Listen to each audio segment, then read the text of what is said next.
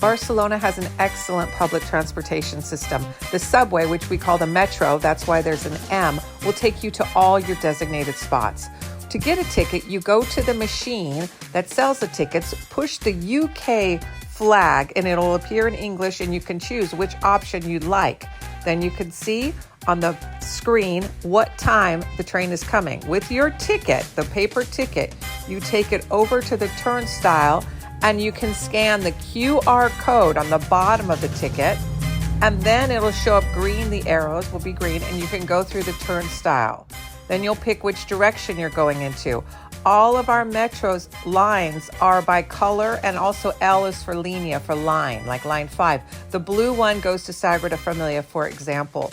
We have walking sidewalks that are super new, clean, easy to use. The metro itself is very clean. The platform, there's places to sit. There's also elevators, super clean, super easy to use. The metro itself is comfortable and clean inside also. But be careful of pickpocketing, please.